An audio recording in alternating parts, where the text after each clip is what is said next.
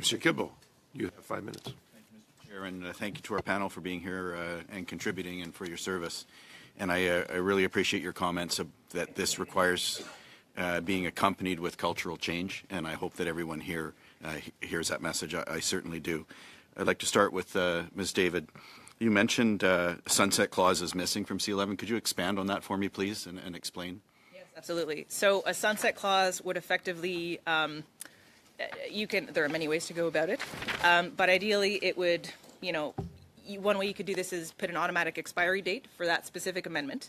I'm specifically talking about the removal of jurisdiction for these criminal code offenses of sexual nature from the military justice system, and then that provision would stop having effect, for example, unless positive action is taken by the legislature. So it forces the legislature to do the studies, review the data, etc., to see what the effect of this legislative amendment was. And so that's, this is one of my examples of meaningful consequences. Thank you. And do you have some other examples where you would want to see that sunset clause applied, or perhaps you could either expand on that or submit written? I can certainly noodle it a little longer and come back to you with some written submissions. Yeah, okay. Thank you very much. And I would certainly like to know more about that. Dr. Breek, based on your experience and your comments, we've discussed C-11 taking away choice. And we've also discussed, although it's tough terms to use, but low, high levels of offenses. And as you've described, gray areas. Do you support do you support having choice between military and civilian systems at all these different levels, at low, high, and gray areas, or would you see some structure around that, say for low or gray or high? I am the medical doctor, not the lawyer here. I must say I have learned a whole pile about law having to read up about all of this. So it is my understanding, and I'll let my lawyer friends correct me if I'm wrong. For a lot of the sexual offenses, they are recognized as either like a class 1, class 2, class 3, and or a low, mid, high in fairly understandable differentiations. For me, everything I have been focusing on is strictly and solely at that low level. Not even the mid and the high, the low level. No violence, no weapons, no major injuries, just those very little gray areas that, touched my breast, you touched my butt as you walked by. So would you want to see choice there, or? Well, and I think right now the way the bill is, there is no choice because you've made it such a high bar for me to report.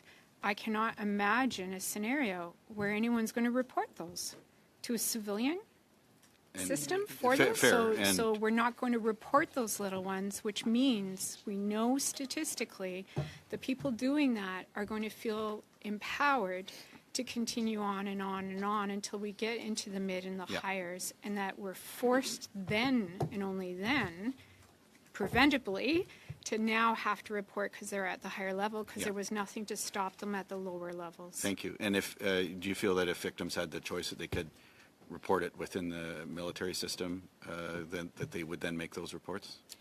Again, when we're talking these lower level issues, certainly I can speak for myself as well.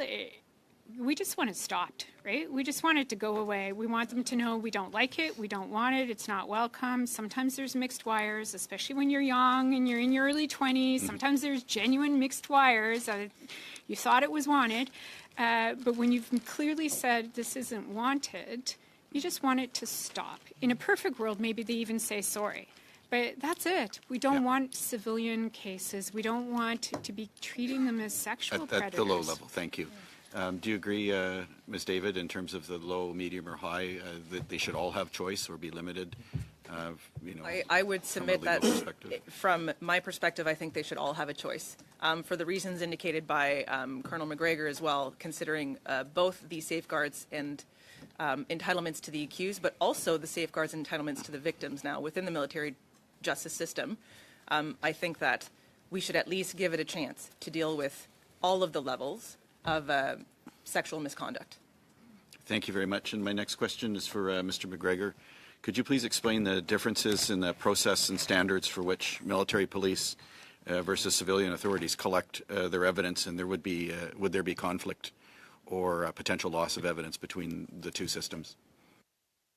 I think what you'd have to do is talk to the provost marshal on that specific. Oh, sorry. Yeah, no, I'm on. I think you'd have to talk to the provost marshal, and I think the provost marshal would be talking about that directly. But I do want to say that in reference to the previous question and statement from Quebec, we established, while I was the director of military prosecutions, the DMP SMART, which is a sexual misconduct response team, and that was led by our Lieutenant Colonel Maureen Pecknold, the reserve prosecutor within my shop, and she has been acknowledged nationally for her level of expertise as a top-notch prosecutor out of Toronto on all high-level cases, including serious sexual assault cases, and she led our team.